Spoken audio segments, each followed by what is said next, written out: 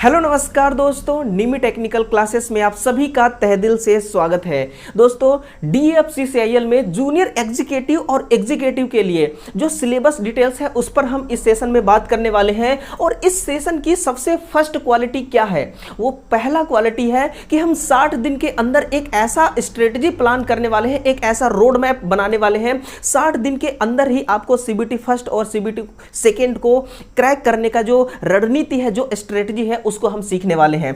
इस वीडियो को ध्यान से देखते रहिएगा और जो सिलेबस है उस सिलेबस पर हम बात करेंगे।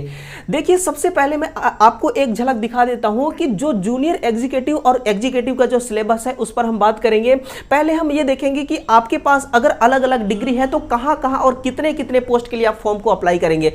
इसके बाद हम सेकेंड पॉइंट पर बात करने वाले हैं कि CBT फर्स्ट का जो एग्जाम सिलेबस डिटेल्स है वो क्या क्या पूछा जाने वाला, कैसे आपको पढ़ना है, क्वालिफाइंग नेचर है तो आपको किस प्रकार से क्वालिफाई करना है, इस पर बात करेंगे। और तीसरा हमारा पॉइंट होगा कि CBT 2 का जो एग्जाम सिलेबस है, इसमें जो पार्ट 1 और पार्ट B है, इसको आपको किस प्रकार से तैयार अपने आप को करना है। तो सारी चीजें बात करने वाले हैं। इस वीडियो को, इस सेशन को ध्यान से सुनते रहिएगा आप। और हमारे चैनल पर पहली बार है तो चैनल को जरूर सब्सक्राइब कर लीजिएगा, बेल आइकन को भी प्रेस कीजिएगा दोस्तों, ताकि नोटिफिकेशन से रिलेटेड आपको कोई प्रॉब्लम ना हो। और सेशन अगर पसंद आए तो लाइक जरूर कीजिएगा, है ना। चलिए शुरू करते हैं जूनियर एग्जीक्यूटिव से, यानी कि जूनियर एग्जीक्यूटिव और एग्जीक्यूटिव का जो सिलेबस है यहां से हम स्टार्ट करते हैं ना। जूनियर एग्जीक्यूटिव और एग्जीक्यूटिव का फुल सिलेबस क्या है, इस पर हम डिस्कस करते हैं। सबसे पहले देखिए, आपने अगर डायरेक्ट डिप्लोमा कर रखा है, आपके पास कौन सी डिग्री है, आपने डायरेक्ट 10th के बाद आपने डिप्लोमा कंप्लीट कर लिया और उसी के साथ में फिर डिप्लोमा कंप्लीट हो जाने के बाद आपने बैचलर डिग्री भी हासिल कर लिया, तो आप DFCCIL में कहां एलिजिबल होंगे। सबसे पहले आप एग्जीक्यूटिव के लिए फॉर्म अप्लाई कर सकते हैं, है ना, डिप्लोमा के बेस पर। अगर आपके पास बीटेक भी है, बैचलर डिग्री भी है, तो आप BD का फॉर्म भी अप्लाई कर सकते हैं। BD क्या होता है? ये होता है operational and business development, operational and business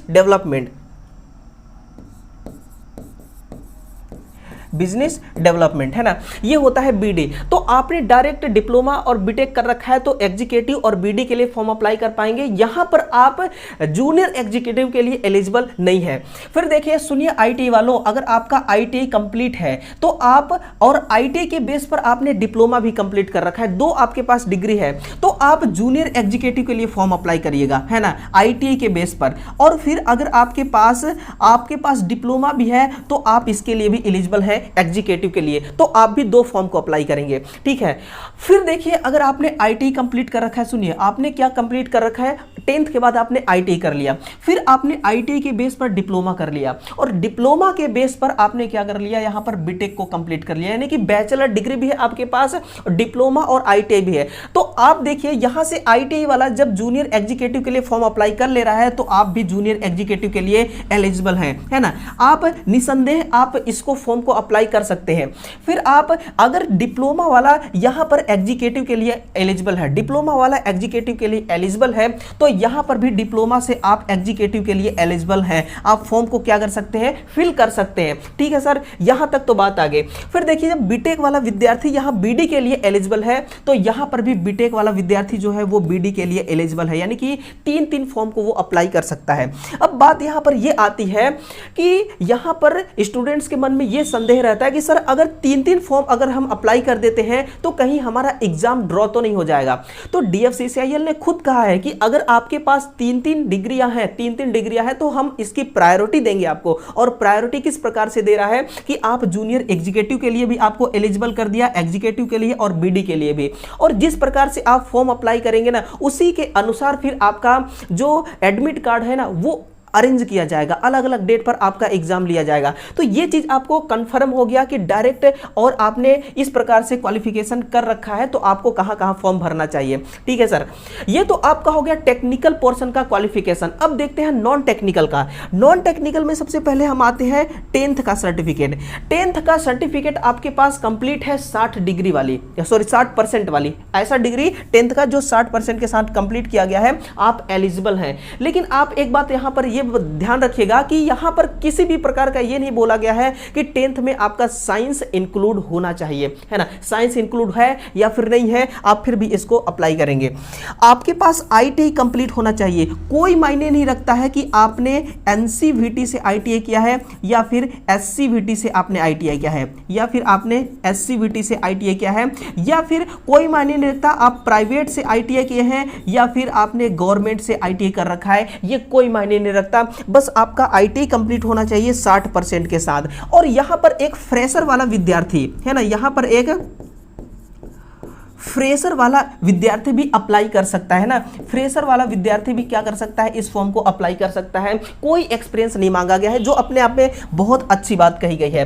फिर देखिए, डिप्लोमा और बीटेक के लिए भी 60% होना कंपलसरी है। अगर 60 से 1% भी कम हुआ ना तो भी आप एलिजिबल नहीं हो पाएंगे, तो इस चीज को आप ध्यान रखिएगा।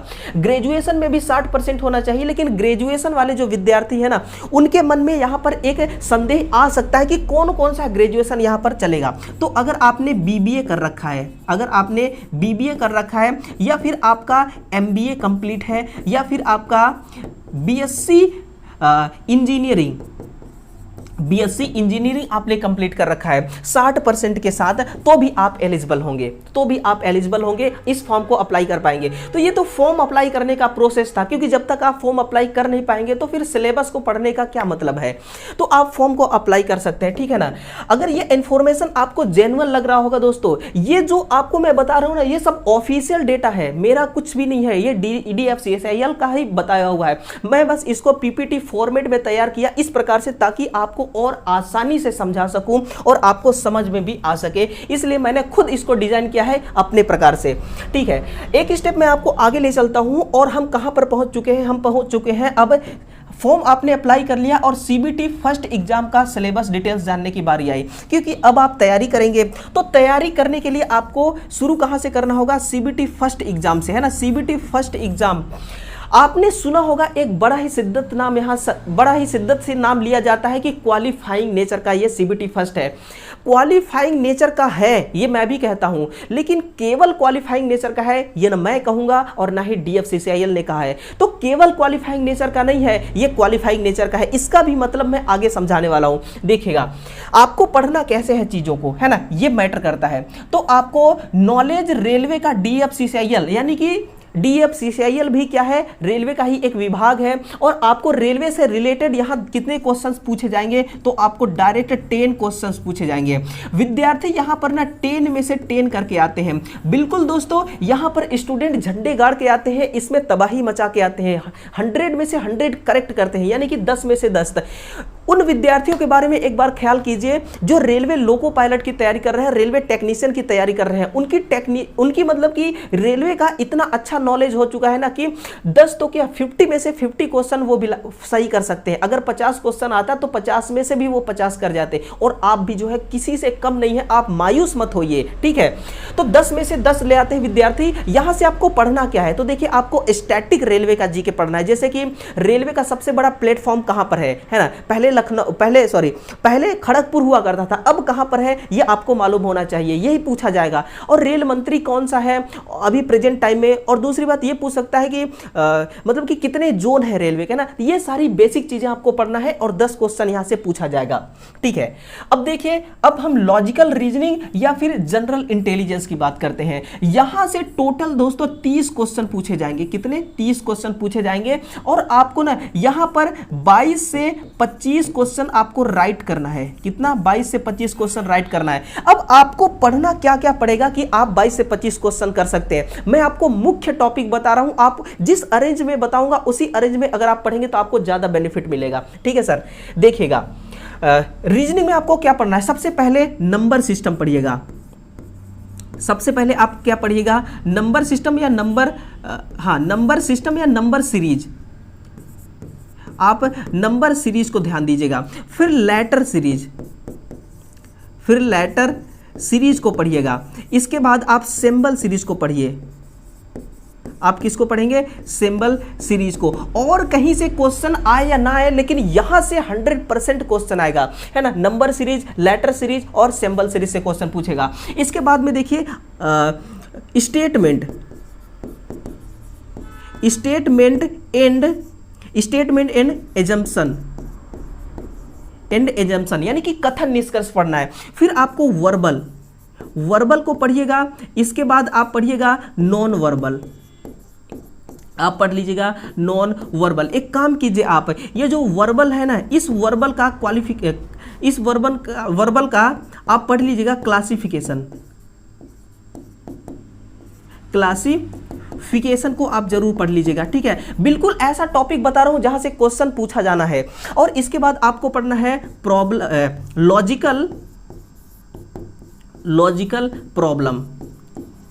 लॉजिकल प्रॉब्लम को सॉल्व करने के लिए आपको क्वेश्चन पूछ सकता है। फिर पढ़ना है आपको लॉजिकल डिडक्शन और एक होता है लॉजिकल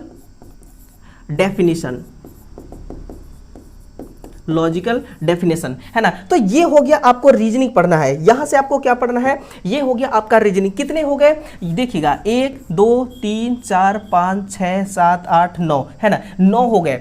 यानी कि 9 है। यहां से देखिए, अगर 3 4 4 नंबर का भी क्वेश्चन अगर एक टॉपिक से उठा लिया ना, 3 4 नंबर का एक टॉपिक से उठा लिया, तो मान लीजिए आपका 30 क्वेश्चन कंप्लीट हो जाएंगे। और 30 में से 22 से 25 नंबर जब आप तभी ला सकते हैं जब आपको थोड़ा सा डिटेल में पढ़ना होगा, है ना। ज्यादा डिटेल पढ़ने की कोई जरूरत नहीं है, थोड़ा ही डिटेल पढ़िएगा, लेकिन पढ़िएगा जरूर। और 22 से 25 नंबर के विद्यार्थी करके आते हैं क्वेश्चन, ऐसा नहीं है। आपको केवल इस बात को ध्यान नहीं रखना कि केवल हमें क्वालिफाई होना है। केवल क्वालिफाई आपको दोस्तों नीचे गिरा सकता है, आपका स्कोर डाउन करा सकता है ना।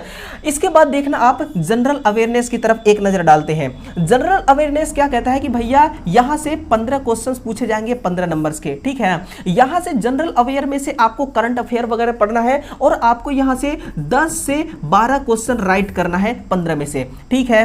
जनरल साइंस के टोटल कितने भाग होते हैं, तो इसके टोटल 3 भाग होते हैं। कौन कौन से? पहला होता है फिजिक्स, पहला कौन सा होता है? फिजिक्स। इसके बाद होती है केमिस्ट्री, इसके बाद है बायोलॉजी, है ना, बायोलॉजी। तो ये कितने पार्ट हो गए? ये टोटल 3 पार्ट हो गए। अगर आप आईटी कर रहे हैं ना तो आप फिजिक्स को पढ़ रहे हैं, अगर आप डिप्लोमा कर रहे हैं तो भी फिजिक्स को पढ़ रहे हैं, बीटेक आपने किया है तो भी फिजिक्स को पढ़ा है, ठीक है ना, तो फिजिक्स आप पढ़ रहे हैं। बीएससी इंजीनियरिंग है आपका तो भी आप फिजिक्स को पढ़ रहे हैं, तो फिजिक्स में तो नो प्रॉब्लम, फिजिक्स में नो प्रॉब्लम। 10th में भी हमने फिजिक्स को पढ़ा है, बस आप इसको थोड़ा सा बेसिक चीजों को देख लीजिएगा। जो केमिस्ट्री है ना, बीएससी इंजीनियरिंग वाले जो विद्यार्थी हैं जो कहां फॉर्म अप्लाई करेंगे एग्जीक्यूटिव के लिए, तो वो तो केमिस्ट्री को ऑलरेडी पढ़ रहे हैं, पढ़ चुके होंगे, है ना, तो उनको दिक्कत नहीं आएगी। जो आईटीआई वाले विद्यार्थी हैं उनको जरूर थोड़ा सा ध्यान देना चाहिए। और बायोलॉजी से भी क्वेश्चन पूछा जाएगा। यहां से देखिएगा, यहां से टोटल 15 क्वेश्चन पूछे जाएंगे और 10 से 12 क्वेश्चन जो है आपको सही करना है ना। जिस प्रकार से रेलवे में थोड़ा सा दोस्तों आपको बेसिक साइंस पूछा जाता है, जो मतलब कि नॉर्मल बेसिक साइंस जिस प्रकार से लोको पायलट के लिए पूछा जाता है ना, वैसे ही आपको यहां पर भी पूछा जाएगा, ठीक है। तो ये 4 पार्ट आपके कंप्लीट हो गए। मैथमेटिक्स में क्या पढ़ना है आपको, इसके लिए थोड़ा सा सुनिएगा। सबसे पहले आप लाभ हानि को ध्यान दीजिएगा। किसको? लाभ हानि को। आप सबसे पहला टॉपिक आपका लाभ हानि होना चाहिए। इसके बाद आप पढ़िएगा प्रतिशत, है ना, प्रतिशत को। फिर अनुपात समानुपात, इसके बाद अनुपात समानुपात को पढ़ लीजिएगा। फिर आप पढ़िएगा सरलीकरण को। किसको? सरलीकरण को। और कार्य प्लस ऊर्जा को आप जरूर पढ़िएगा, है ना। कार्य प्लस ऊर्जा नहीं, कार्य प्लस दूरी को। किसको? कार्य प्लस दूरी को। फिर आप पढ़ लीजिएगा रेलगाड़ी को। किसको? रेलगाड़ी से भी रिलेटेड क्वेश्चन पूछा जाता है। ये हो गया। और इसके बाद आपको क्या पढ़ना है, सुनिए, इसके बाद आपको पढ़ना है लाभ हानि, प्रतिशत, अनुपात समानुपात, सरलीकरण, कार्य प्लस दूरी, रेलगाड़ी हो गया। फिर आप पढ़िएगा साधारण ब्याज, साधारण ब्याज। और एक होता है चक्रवृद्धि ब्याज, है ना, चक्रवृद्धि ब्याज। 10th में आपने खूब पढ़ रखा है। इसमें से कोई सा भी ऐसा टॉपिक मैंने नहीं बताया जिससे आपका कोई मुलाकात कभी नहीं हुआ है ना। 10th में भी आपने इसको पढ़ा, आईटीआई में भी इसको पढ़ा, अब तैयारी कर रहे हैं तो भी आप इसको पढ़ेंगे। तो यहां से हम क्यों इतना डिस्कशन कर रहे हैं इतने टॉपिक्स को, क्योंकि यहां से 30 नंबर का क्वेश्चन पूछा जाना है। और इस 30 नंबर में से ना सर आपको कितना लाना है, 20 से 25 क्वेश्चन आपको राइट करना है। यानी कि कहने का मेरा क्या मतलब है कि टोटल नंबर मिला करके ना 100 में से टोटल नंबर मिला करके इस 100 नंबर का जो क्वेश्चन पूछा जाएगा उसमें आपको 70 प्लस लाना है। अब क्यों 70 प्लस लाना है, आपको तो पता है ये क्वालिफाइंग नेचर का है। तो देखिए क्वालिफाइंग नेचर का है ये तो ठीक है, लेकिन केवल क्वालिफाइंग नेचर का है ना, ये बात कुछ ठीक नहीं लगती। कैसे, देखिए अनरिजर्व में भी टोटल कितनी सीट है, हम इलेक्ट्रिकल की बात कर रहे हैं तो टोटल शायद तक 12 सीट है ना, और एससी में कितना है, तो एससी में 6 है, और एसटी में है 1, और ओबीसी में है 3 सीट है ना, और आपका ईडब्ल्यूएस हो गया ना, ईडब्ल्यूएस में है टोटल 2 सीट है ना, हो सकता है आगे पीछे हो सकता है, लेकिन टोटल सीट इतना ही है। तो देखिए इनका क्या कहना है कि सीबीटी फर्स्ट से हम 20 गुना बच्चों को सिलेक्ट करेंगे, सीबीटी 2 के लिए कितना 20 गुना बच्चों को ये क्या करेंगे, 20 टाइम्स बच्चों को ये क्या करेंगे, सिलेक्ट करेंगे। तो 12 का 20 गुना कितना होगा, 12 दूनी 24 यानी कि 240 ये हो गया, प्लस 6 दूनी 12 120 ये हो गया, प्लस 20 ये हो गया, और प्लस ये कितना हो गया 60 है ना, और प्लस ये 40, पूरा कैलकुलेट कीजिए कितना आता है, 240 ये हो गया, और 60 ये 300 और 400 480 कितना हो गया 480। तो फाइनल मेरिट लिस्ट किसका, सीबीटी फर्स्ट का फाइनल मेरिट लिस्ट कितने बच्चों पर बनना है, 480 स्टूडेंट पर बनना है। लेकिन देखिए कैटेगरी वाइज, जैसे कि किसी कैटेगरी का अनरिजर्व का 40% है क्वालिफाइंग मार्क्स, किसी का है 35%, तो किसी का है 25%, ठीक है ना, अलग अलग कैटेगरी का अलग अलग क्वालिफाइंग मार्क्स यहाँ पर डिसाइड किया गया है। तो मान लीजिए कि क्वालिफाई कितने बच्चे कर गए, 800 विद्यार्थी क्वालिफाई कर गए, लेकिन उनको कितने विद्यार्थियों को लेना है, केवल 20 गुना 480 विद्यार्थियों को ही लेना है, उतने ही विद्यार्थियों का यहां पर मेरिट लिस्ट बनेगा। तो एक बात बताइए, आप इस 800 में जाना चाहेंगे या फिर इस 480 के लिस्ट में जाना चाहेंगे। आपको सीबीटी 2 अगर देना है ना, तो आप 480 के लिस्ट में अपने आप को लाएंगे, तभी जाकर के दोस्तों आपका सिलेक्शन होगा इसमें और आप दूसरे एग्जाम को दे पाएंगे, ठीक है ना। तो क्वालिफाइंग नेचर का है, लेकिन केवल क्वालिफाइंग नेचर का है ये किसी ने नहीं कहा, न रेलवे कहता है, न मैं कहूंगा, और ना ही कोई दूसरा टीचर कहेगा, ठीक है ना। तो ये सारी चीजें आपको कंफर्म हो चुकी है। नंबर ऑफ क्वेश्चंस कितने हैं, 100 क्वेश्चन होंगे सीबीटी फर्स्ट में। टाइम ड्यूरेशन आपको मिलेगा 90 मिनट यानी कि 1.5 घंटे का। और पीडब्ल्यूडी का जो कैंडिडेट है, जिनका शरीर का कोई अंग मिस्टेक है, मतलब कि अच्छे से काम नहीं कर रहा है, हो सकता है उसका हाथ ही अच्छे से काम ना कर रहा हो, जिस हाथ से उसे कलम चलाना है, तो उसको टाइम लग सकता है एग्जाम को लिखने में, इसलिए 120 मिनट उसको समय मिलेगा, आधे घंटे का और अधिक समय मिलेगा। निगेटिव मार्क को ध्यान में रखना है आपको, निगेटिव मार्क आपको डाउन कर सकता है, नीचे गिरा सकता है, आपका सिलेक्शन रोक सकता है। तो निगेटिव मार्क को आपको बिल्कुल नहीं भूलना है, ठीक है ना।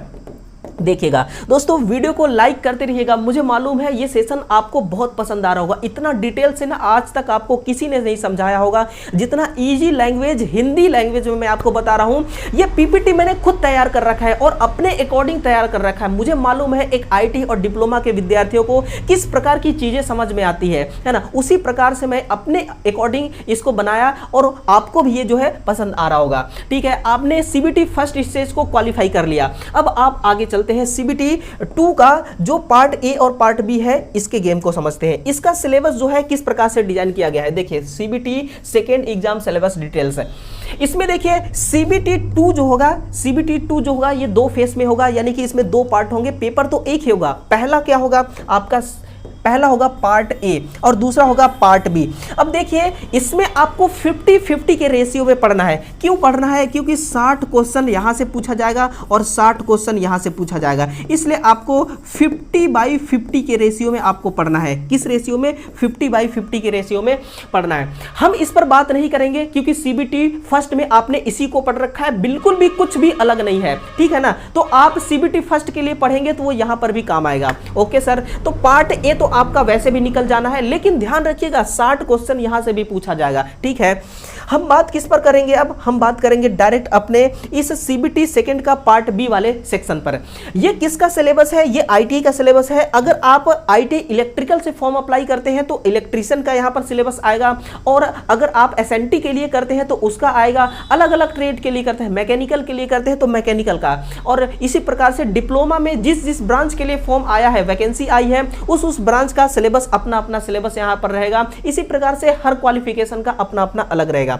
यहां पर हम ITI का देखते हैं। सबसे पहले आपको पढ़ना क्या है उस पर बात करेंगे और क्या नहीं पढ़ना है उस पर भी हम बात करेंगे। सबसे पहले इलेक्ट्रिकल सर्किट एंड फील्ड को आपको पढ़ना है और सिग्नल एंड सिस्टम को पढ़ना है। सिग्नल एंड सिस्टम को ना DFCCIL को इलेक्ट्रीशियन के सिलेबस में नहीं इंक्लूड करना चाहिए। मालूम है क्यों? क्योंकि सिग्नल जो होता है ना ये IT डिपार्टमेंट वाले पढ़ते हैं, IT डिपार्टमेंट वाले पढ़ते हैं, और जो ब्रॉडबैंड का कनेक्शन वगैरह करते हैं और जो नेटवर्किंग का काम करते हैं, अपन तो हथौड़े और इलेक्ट्रीशियन टूल से काम करने वाले खिलाड़ी हैं, है ना। हमें सिग्नल का कोई ज़रूरत नहीं है ना, पढ़ने का हमें कोई ज़रूरत नहीं, लेकिन फिर भी दिया है तो सिग्नल एंड सिस्टम को आपको पढ़ना पड़ेगा। इलेक्ट्रिकल मशीन्स को पढ़ना पड़ेगा, चाहे वो AC DC मशीन हो, चाहे सिंगल फेस 3 फेस हो। आपको यहाँ पर ट्रांसफॉर्मर को भी पढ़ना पड़ेगा। किसको? ट्रांसफॉर्मर को। ट्रांसफॉर्मर भी किसके रिलेटेड आता है? वो इलेक्ट्रिकल मशीन के रिलेटेड आता है। अब आप कमेंट में जो मर्जी वो करिए, आपको मानना है या नहीं मानना है ये आपकी मर्जी है, लेकिन मैं आपको 100% श्योर बता रहा हूं कि ट्रांसफॉर्मर को इलेक्ट्रिकल मशीन के अंतर्गत इंक्लूड किया गया है, इसलिए आपको ट्रांसफॉर्मर को भी पढ़ना है।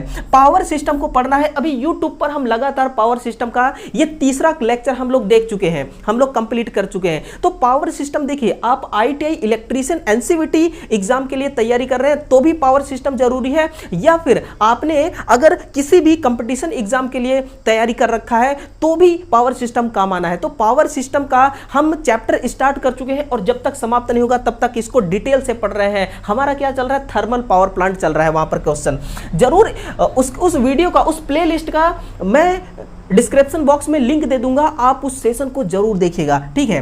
फिर कंट्रोल सिस्टम को पढ़िएगा आप। इलेक्ट्रीशियन एंड इलेक्ट्रॉनिक मेजरमेंट को पढ़ना है। एनालॉग, डिजिटल और पावर इलेक्ट्रॉनिक्स को पढ़ना है। देखिए, जो एनालॉग, डिजिटल और पावर इलेक्ट्रॉनिक्स से हम जो पावर सिस्टम का यूनिट स्टार्ट किए हैं उससे पहले हमने इसी पावर, एनालॉग और डिजिटल इलेक्ट्रॉनिक्स को ही कवर किया है। पूरा प्लेलिस्ट बना हुआ है, उसका भी लिंक मैं डिस्क्रिप्शन में पिन कर दूंगा, आप उस प्लेलिस्ट को जरूर चेक कीजिएगा और क्लास को लीजिएगा। ड्राइव्स मतलब कि VFD के द्वारा मोटर को स्पीड कंट्रोल करना और थायरिस्टर SCR के द्वारा मोटर की स्पीड को कंट्रोल करना। तो मोटर की स्पीड कंट्रोलिंग डिवाइस से रिलेटेड यहाँ पर, सिस्टम से रिलेटेड यहाँ पर आपको क्वेश्चंस को पढ़ना है। तो ये हो गया, आपको ये चीज पढ़ना है। अब क्या नहीं पढ़ना है उसको देखिए, है ना, क्या नहीं पढ़ना है उसको देखिए। तो आपको क्या नहीं पढ़ना है? स्वास्थ्य एवं सुरक्षा, स्वास्थ्य एवं सुरक्षा को आपको नहीं पढ़ना है ना, स्वास्थ्य एवं सुरक्षा को नहीं पढ़ना है। सामान्य औजार या फिर electrician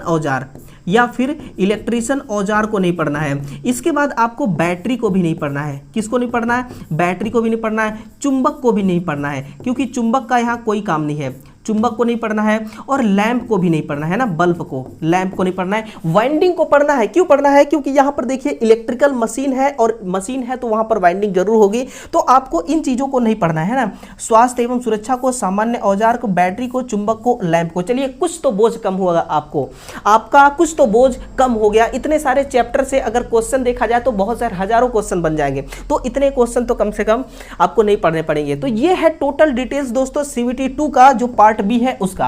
number of question part A में 60 और पार्ट बी में भी 60 रहेगा। टाइम मिलेगा 120 मिनट का और PWD के लिए 160 मिनट का। 1/4 यानी कि 0.25% यहां पर भी क्या है? निगेटिव मार्क है। निगेटिव मार्क आपकी एक्यूरेसी डाउन कर सकती है, आपको नीचे गिरा सकती है, आपका सिलेबस, आपका सिलेक्शन रोक सकती है। इसलिए निगेटिव मार्क को अपने नजर में रखिएगा, निगेटिव मार्क को अपने ध्यान में रखना है। निगेटिव मार्क से आपको अपने आप को बचाना है, ठीक है ना। तो ये टोटल सिलेबस था दोस्तों। अब देखिए, अब हम स्ट्रेटजी पर बात करते हैं कि क्या आपको स्ट्रेटजी तैयार करना चाहिए। जो मैंने जिस स्ट्रेटजी पे मैं बात कर रहा था वो स्ट्रेटजी क्या है ना। 1 मिनट। हाँ, देखिए कितने दिन का स्ट्रेटजी हम बनाते हैं। सबसे पहली बात क्या है कि आपका एग्जाम होना कब है ना। तो आपका जो CBT फर्स्ट एग्जाम होगा, जो आपका CBT फर्स्ट एग्जाम होगा वो कब होगा? वो अगस्त में। वो कब होगा? अगस्त 2023। ये मैं नहीं कह रहा हूं, ये DFCCIL खुद बता रखा है। फिर जो आपका CBT सेकेंड एग्जाम होगा ये कब होना है? ये आपका दिसंबर में। ये कब होगी? ये दिसंबर 2023 में एग्जाम होना है। और जो आपका CBAT, ये CBAT एग्जाम कौन देगा? BD वाले देंगे, ठीक है ना। ये कब होना है? ये मार्च में। ये मार्च में होना है, मार्च 2024 में, ठीक है, मार्च 2024 में। अगर आप इसको गौर से देखें, आप किस डेट में खड़े हैं, आप अभी किस डेट में खड़े हैं, तो आज है 1 जून, पूरा जून हो गया और पूरा जुलाई हो गया, 60 दिन। हम मिनिमम 30 दिन का लेकर के चल रहे हैं महीना, तो 60 दिन आपके पास समय है, क्योंकि अगस्त में हो सकता है फर्स्ट वीक में ही एग्जाम हो जाए, मिड वीक में हो या फिर एंड वीक में। हम फर्स्ट वीक का ही लेकर के चलते हैं, तो फर्स्ट वीक में अगर एग्जाम होता है तो 60 दिन है ना, टाइम कितना है, 60 डेज। 60 डेज का हम कैसे स्ट्रेटजी प्लान करेंगे, 60 दिन का आपको स्ट्रेटजी कैसे बनाना है, 60 दिन में कैसे कैसे आपको पढ़ना है। एक बात बताइएगा, जो आपका CBT 2 है ना, CBT 2 है, ये 2 स्टेज में एग्जाम होना है, कितने, यानी कि 2 इसमें पेपर है, कौन कौन सा, पार्ट ए और पार्ट बी। देखिए ये है आपका पार्ट ए और ये है आपका पार्ट बी, है ना, पार्ट ए और पार्ट बी। जो पार्ट ए है इसमें से भी कितने क्वेश्चन पूछे जाएंगे, तो 60 क्वेश्चन इसमें भी पूछे जाएंगे और इसमें भी 60 क्वेश्चन पूछे जाएंगे। तो 50-50 के रेशियो में आपको पढ़ना है। मान लीजिए कि पार्ट ए को आपको पर डे 5 घंटे पढ़ना है, कितना, 5 घंटे पढ़ना है, और इसको भी आपको प्रतिदिन 5 घंटे पढ़ना है, यानी कि 5 घंटा पार्ट ए को, 5 घंटा पार्ट बी को। आप कहेंगे सर इतना ज़्यादा स्ट्रगल तो हमसे हो नहीं पाएगा, है ना, इतना ज़्यादा स्ट्रगल एक दिन में 10-10 घंटे। तो सर एक बात बताइए, अगर आप बहुत कम पढ़ेंगे तो आप देखिए ना, इस डेट को देखिए, अगस्त को देखिए ना, अगस्त कितना दिन है, 2 महीने का समय है बस बाकी। आप एक बार मेहनत कर लीजिए, जम के संघर्ष कर लीजिए, क्योंकि वक्त अब किसका है, अब मेहनत करने का वक्त है। तो एक बार मेहनत कर लीजिए, बाकी जब आपका सिलेक्शन हो जाएगा ना, तो आप मन चाहे जितना घूमिए, मन चाहे जितना सोइए, मन चाहे जितना ऐश कीजिए, है ना, बस आप अपने करियर से रिलेटेड एक बार मेहनत कर लीजिए जम करके। तो आपको क्या करना है, आपको डेली 10 घंटे पढ़ना है, ठीक है ना। अब इसके अनुसार आपको कितने क्वेश्चन सॉल्व करना है, देखिए 10 घंटे आप डेली पढ़ते हैं, कितना पढ़ते हैं आप, 10 घंटे डेली पढ़ते हैं। आप 60 दिन तक में कितने घंटे पढ़ चुके होंगे, 600 घंटे। कितने घंटे, आप 600 घंटे पढ़ चुके होंगे 60 दिन के अंदर अंदर, ठीक है ना। ये जो 600 घंटे आपने पढ़ा, मान लीजिए कि 1 घंटे में, यानी कि 1 दिन में आपने 100 क्वेश्चन आपने किया है ना। हाँ, ये मानिए कि पार्ट ए का आपको 50 क्वेश्चन डेली करना है और पार्ट बी में भी 50 क्वेश्चन डेली करना है ना। डेली आपको कितने क्वेश्चंस करने हैं, 100 क्वेश्चंस करने हैं, कितने दिन तक, 60 दिन तक। टोटल क्वेश्चन कितने सॉल्व कर पाएंगे आप, 6000, है ना, 6000 क्वेश्चन आप 60 दिन के अंदर अंदर सॉल्व कर पाएंगे।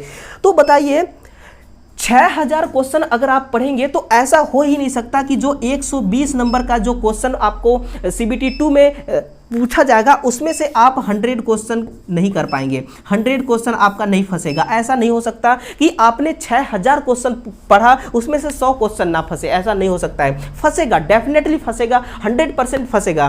तो आपको 120 को तो टारगेट में लेकर के चलना है, लेकिन देखिए 120 में से 120 तो किसी का नहीं आता, ये तो सच्चाई है ना, ये क्या है, सच्चाई है। लेकिन आप कोशिश कीजिएगा कि 100+ ही। आप जितना अधिक तैयारी करेंगे ना, उतना ही फाइनल मेरिट लिस्ट को टॉप पर ले जाएंगे। डिप्लोमा बी बीटेक वाले जो होते हैं उनका फाइनल मेरिट लिस्ट इतना टॉप पर क्यों जाता है, क्योंकि वो ज्यादा स्ट्रगल करते हैं। आप भी स्ट्रगल कीजिए और फाइनल मेरिट लिस्ट को टॉप पर ले जाइए, ठीक है ना। तो देखिएगा इस प्रकार से आपको पढ़ना है। अब देखिए 60 दिन का एक छोटा सा प्लान में आप 6000 क्वेश्चनों को सॉल्व कर पा रहे हैं। 6000 क्वेश्चन अपने आप में बहुत होते हैं, ठीक है ना। तो ये रहा 60 दिन का हमारा स्ट्रेटजी प्लान। अब बताइएगा ये स्ट्रेटजी कैसा लगा आपको, कमेंट करके जरूर बताइएगा। और जो भी मैंने आपको सिलेबस बताया वो सिलेबस कैसा है ना, आप उस सिलेबस को जरूर बताइएगा कि ये सिलेबस जो डिजाइन मैंने किया ये किस प्रकार का सिलेबस है, क्या चीजें आपको समझ में आई। और फॉर्म भरने से रिलेटेड कोई भी इशू है तो आप कमेंट करिएगा। डिस्क्रिप्शन बॉक्स में मेरा व्हाट्सअप नंबर है, आप उस पर कॉल कर सकते हैं या व्हाट्सअप कर सकते हैं, मैसेज कर सकते हैं, जो भी आपको सही लगे। और आप चीजों को क्लियर करने के बाद फॉर्म को अप्लाई करेंगे, ठीक है ना। तो चलिए दोस्तों, एक छोटा सा सेशन था, जिस उद्देश्य से मैंने इस वीडियो को लेकर के आया वो उद्देश्य मेरा पूरा होता हुआ नजर आ रहा है।